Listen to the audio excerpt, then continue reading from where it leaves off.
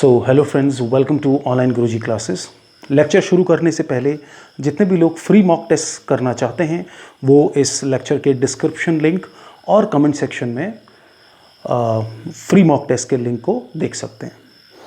तो friends, Indian polity जो static GK की हमारी सीरीज़ है, इसका ये हमारा 4th लेक्चर है आज। इससे पहले मैंने आपको मेकिंग ऑफ द कॉन्स्टिट्यूशन और कॉन्स्टिट्यूशन के वेरियस सोर्सेज के बारे में पिछले 3 लेक्चर्स में बताया। तो आज हम लोग कॉन्स्टिट्यूशन के पूरे स्ट्रक्चर को देखेंगे, जिसमें हम लोग कॉन्स्टिट्यूशन के शेड्यूल्स और पार्ट्स के बारे में डिस्कस करेंगे। तो देखिए इस लेक्चर में क्या क्या होने वाला है। सबसे बड़ा कन्फ्यूजन जो स्टूडेंट्स में रहता है वो ये रहता है कि मेरे से बहुत सारे स्टूडेंट क्वेश्चन पूछते हैं कि सर कॉन्स्टिट्यूशन में पार्ट्स कितने हैं।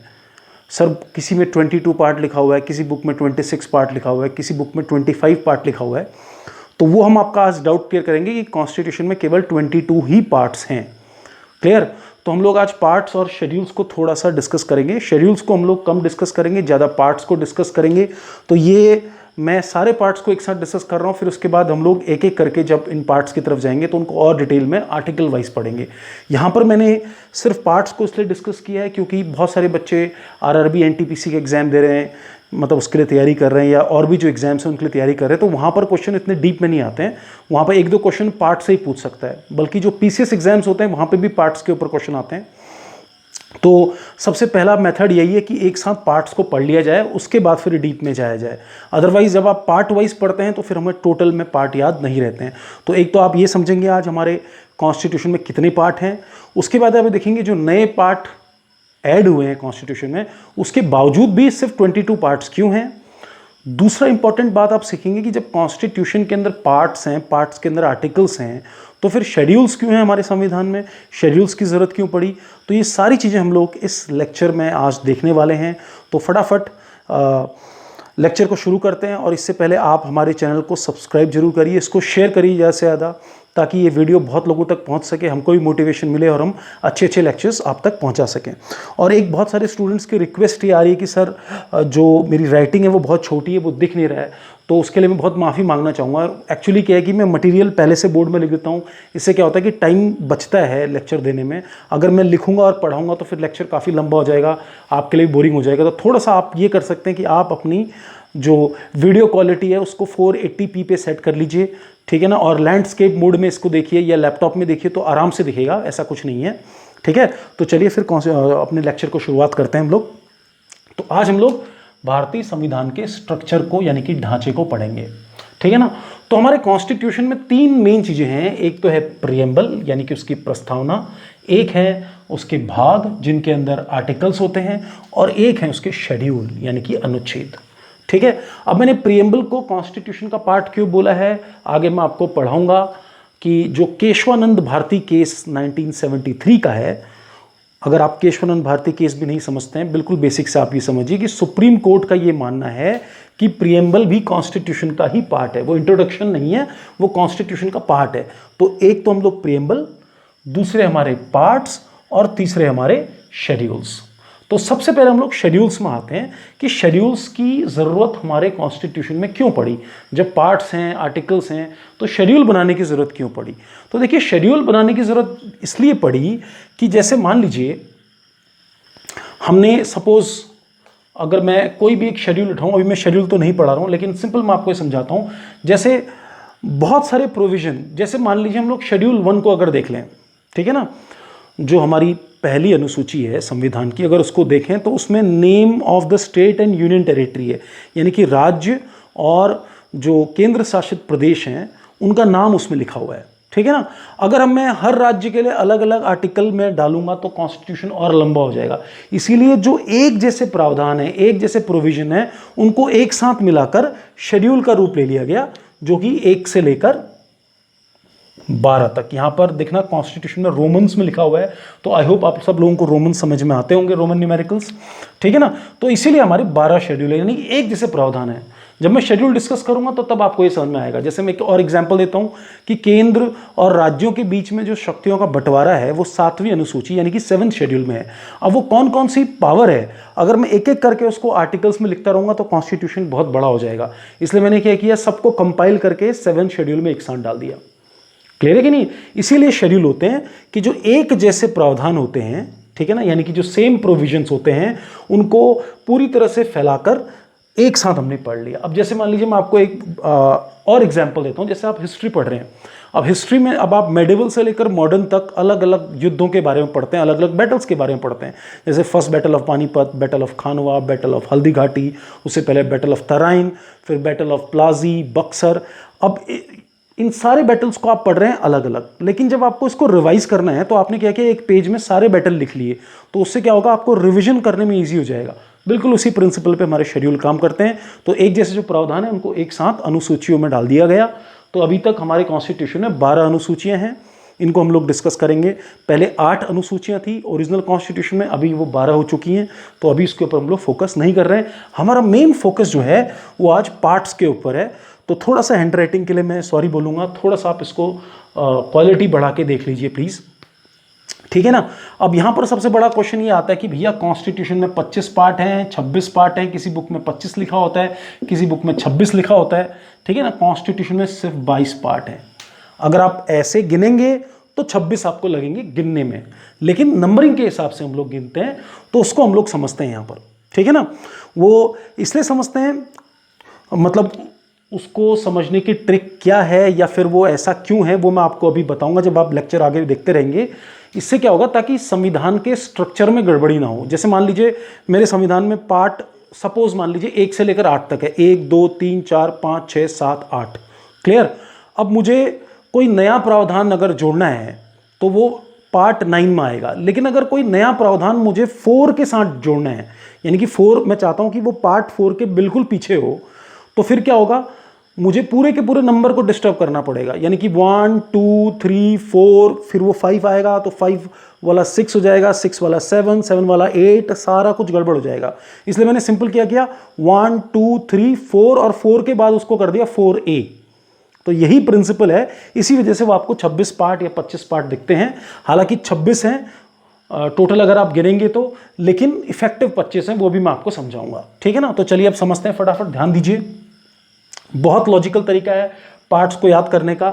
जब भी भारत के संविधान की बात होगी तो भारत का संघ एवं उसका राज्य क्षेत्र, पहले यूनियन और टेरिटरी की बात होगी, यानी कि भारत की यूनियन इंडिया क्या है, उसमें राज्य क्या है, यूनियन एंड इट्स टेरिटरी की बात होगी। तो उसके पार्ट 1 में यूनियन एंड इट्स टेरिटरी, अभी मैं आर्टिकल नहीं बता रहा हूँ, फिर भी इसका बता देता हूँ, आर्टिकल 1 से लेकर 4 वो भी जानने की जरूरत नहीं है, आगे आएगा।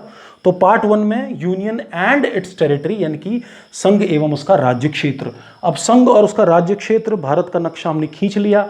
अब सबसे पहले जो बात होगी वो नागरिकों की बात होगी, तो इसलिए पार्ट 2 में आएगी नागरिकता, यानी कि सिटीजनशिप। नागरिक आ गए तो नागरिकों के अधिकारों की बात होगी। तो पार्ट 3 में फंडामेंटल राइट्स, यानी कि मौलिक अधिकार। उसके बाद जब मौलिक अधिकारों की बात होगी तो राज्य के कर्तव्य क्या हैं, यानी कि राज्य के नीति निर्देशक तत्व। पार्ट 4 में आएंगे डीपीएसपीस, यानी कि directive principles of state policy. Clear. अभी मैं आर्टिकल वाइज नहीं बता रहा हूं, यहां पर आप सिर्फ इतना समझिए। अब देखिए, जब डीपीएसपी के बाद पहले जो ओरिजिनल कॉन्स्टिट्यूशन था उसके अंदर पार्ट 4 के बाद पार्ट 5 आता था, ठीक है ना। अब इसके बाद क्या हुआ, 42वें संवैधानिक संशोधन 1976, अभी मैं लिख देता हूं, आप सुन लीजिए, नोट कर लीजिए, बहुत लोगों को पता भी होगा। 42nd कॉन्स्टिट्यूशनल अमेंडमेंट 1976 के आधार पर हमारे संविधान के अंदर फंडामेंटल ड्यूटीज को ऐड किया गया, यानी कि मौलिक कर्तव्यों को ऐड किया गया सरदार स्वर्ण सिंह कमेटी की रिकमेंडेशन में। तो वो बिल्कुल जो डीपीएसपीस थे उनके बाद आना था, तो वहां पर 4 के बाद नंबर दे दिया 4A। समझ रहे कि नहीं समझ रहे? हम चाहते तो डीपीएसपी को 5 देते तो पूरा कॉन्स्टिट्यूशन गड़बड़ हो जाता, तो उसको पार्ट के दे दिया 4A, यानी कि फंडामेंटल ड्यूटीज। उसके बाद पार्ट 5 यूनियन, बहुत बड़ा है, इसमें संघ के बारे में है, यूनियन के बारे में है, ठीक है ना। तो इसके अंदर हम लोग चैप्टर वाइज पढ़ेंगे, ठीक है ना। संघ की कार्यपालिका, union executive, legislature, judiciary, attorney general, CAG, इन सब के बारे में यहाँ पे पढ़ेंगे। जैसे यूनियन आ जाएगा, यूनियन के बाद बिल्कुल पार्ट 6 जो है राज्यों के बारे में आ जाएगा, जहाँ पे गवर्नर के बारे में होगा, राज्य की विधानसभा के बारे में होगा, राज्य की विधान परिषद के बारे में होगा। तो पार्ट 6 तक हमने कर लिया, स्टेट्स तक। अब देखिए पार्ट 7 हमारे कॉन्स्टिट्यूशन में पहले था, अब नहीं है, यानी कि 7वें संवैधानिक संशोधन 1956 के बाद पार्ट 7 को हटा दिया गया।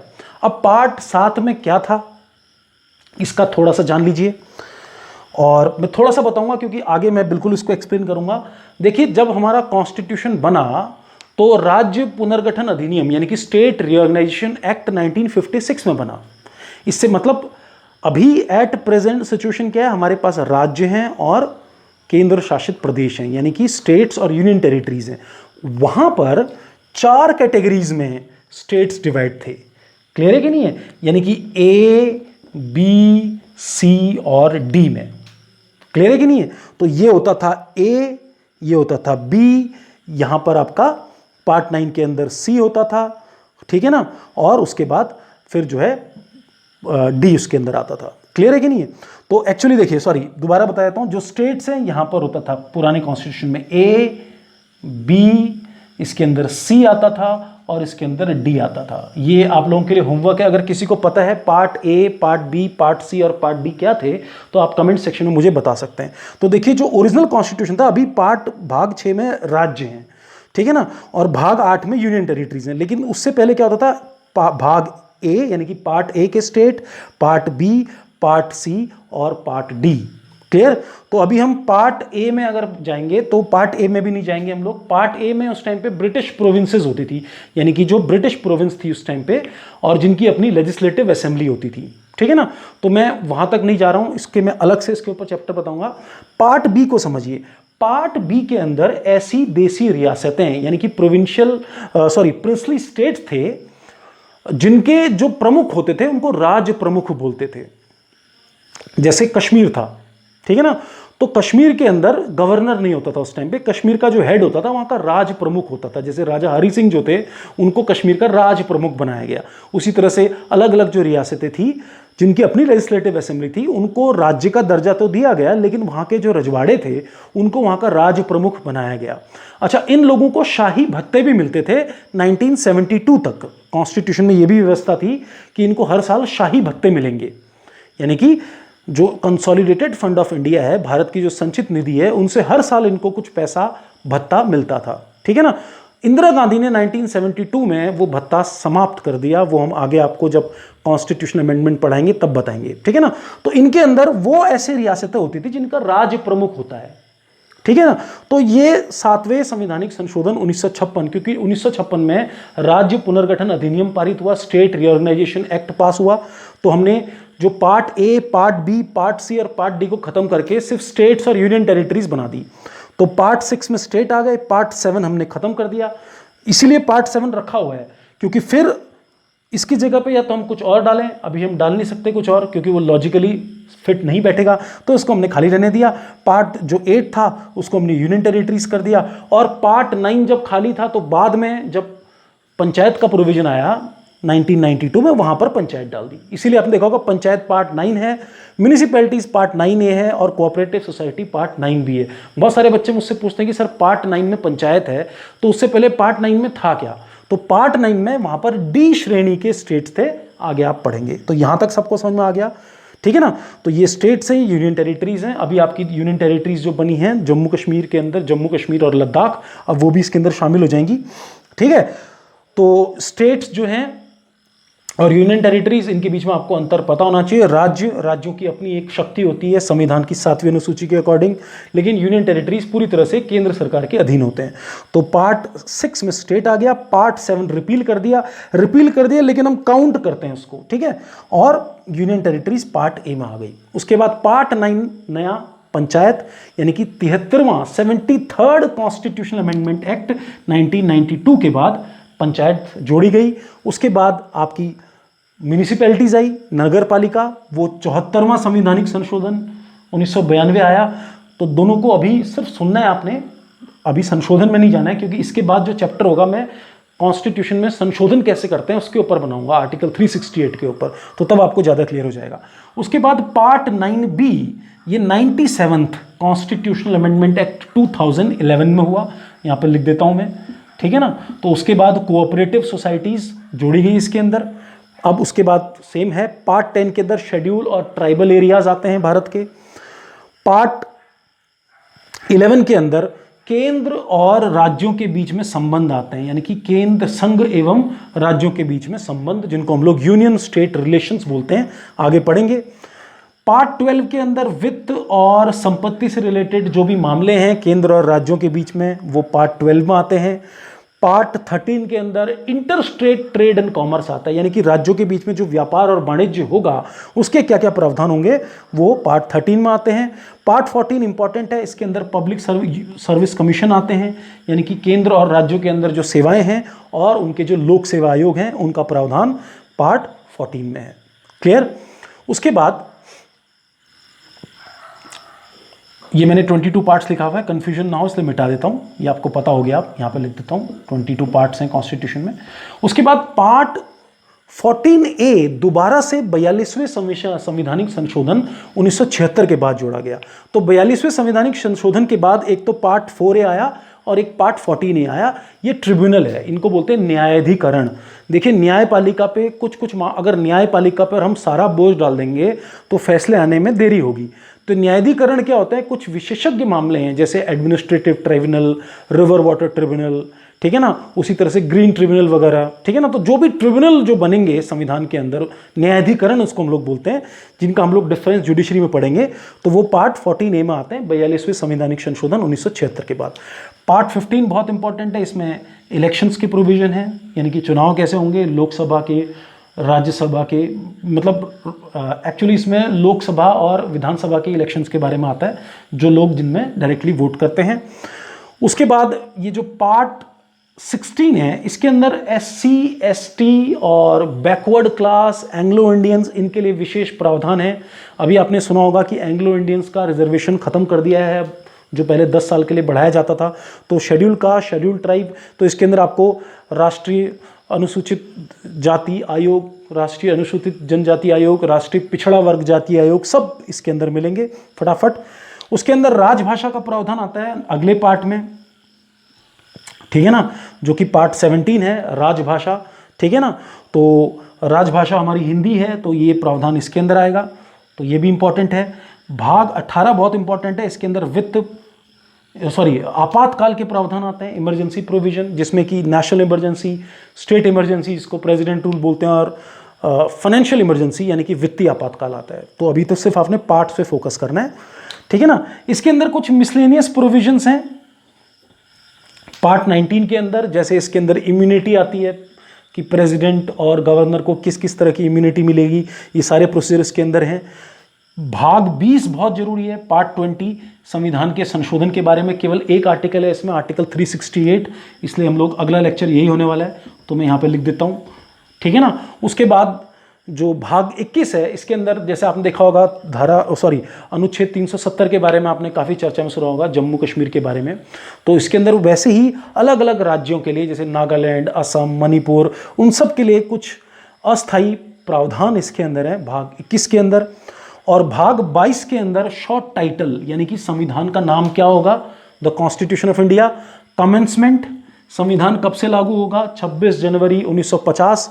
परसों मैंने आपको बताया था कि यहाँ पर आर्टिकल 492 में लिखा हुआ है कि संविधान 26 जनवरी से 1950 से लागू होगा, और हिंदी में इसका टेक्स्ट होगा। संविधान ओरिजिनल इंग्लिश में बना था, तो हिंदी में उसका ट्रांसलेशन होगा, इसके लिए भी आर्टिकल इस पार्ट के अंदर आता है। और इससे पहले भारत के अंदर, संविधान से पहले, भारत सरकार अधिनियम 1935 यानी कि गवर्नमेंट ऑफ इंडिया एक्ट 1935 और इंडियन इंडिपेंडेंस एक्ट 1947 के अनुसार सरकार चल रही थी।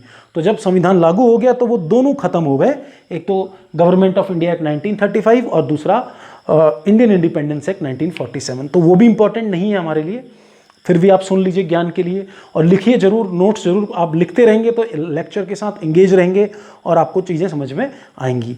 तो अब देखिए हमारे लिए इंपॉर्टेंट भाग कौन कौन से हैं जो एग्जाम में पूछे जा सकते हैं।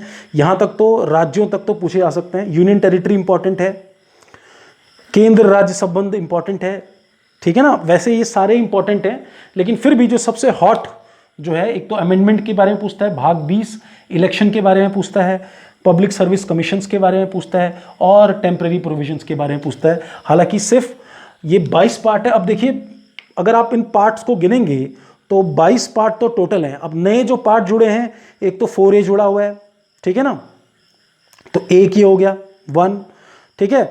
उसके बाद 2 म्यूनिसिपैलिटीज, पंचायत भी जोड़ा है लेकिन 9 नंबर पहले से ही था, ठीक है ना। तो ये हो गया, ये हो गया, ठीक है ना। और आपका ट्रिब्यूनल वाला हो गया। तो जब आप इसको ऐसे काउंट करेंगे तो यहां से देखिए 1 2 3 4, 4A को अगर मैं 5 गिनूं तो 5 6 7 8 9 10 11 12 13 14 15 16 17 18 19 20 21 22 23 24 25 26 हो गया, ठीक है ना। तो इसीलिए कहीं पर लिखा हुआ है 26 पार्ट। अगर मैं पार्ट 7 को ना गिनूं, जो कि पार्ट 7 है तो सही उसका नंबर, लेकिन उसके अंदर कोई भी प्रोविजन नहीं है, तो तब जाके भाग बनते हैं 25। लेकिन एग्जाम में अगर आपसे पूछेगा तो आंसर इसका क्या होगा, 22 पार्ट्स हमारे कॉन्स्टिट्यूशन में होते हैं। तो ये पार्ट्स आपके क्लियर हो गए। फिर से मैं बोल रहा हूं, जिन लोगों को समझ में नहीं आ रहा है प्लीज़ इसको क्वालिटी बढ़ा के वीडियो को बड़े उसमें देखेंगे तो समझ में आ जाएगा। हम धीरे धीरे अपने लेक्चर्स को जब इम्प्रूव करेंगे तो आपके लिए अच्छी क्वालिटी के वीडियोस हम लोग बनाएंगे। अभी हमने जस्ट स्टार्ट किया है तो थोड़ा सा कोऑपरेट करिए। तो ये हमारे कॉन्स्टिट्यूशन का स्ट्रक्चर है, प्रीएम्बल, शेड्यूल और पार्ट्स। अब इसके बाद जो अगला लेक्चर होगा उसमें मैं अमेंडमेंट प्रोसीजर समझाऊंगा आपको कि संविधान में संशोधन कैसे होता है, और उसके बाद फिर शेड्यूल्स को हम लोग पढ़ेंगे। फिर उसके बाद बेसिक स्ट्रक्चर, संविधान का मूलभूत ढांचा, और तब हम लोग article wise fundamental right, DPSP, राष्ट्रपति, ये सब करेंगे। तो आई होप आपको लेक्चर समझ में आ गया हो। अगर आपके कोई सुझाव हैं तो कमेंट में जरूर लिखें, और लेक्चर पसंद आया तो प्लीज़ कमेंट जरूर करें, उससे हमारा उत्साह बढ़ता है, हम मोटिवेट होते हैं कि आपको बेस्ट से बेस्ट दे सकें। Thank you, thanks a lot.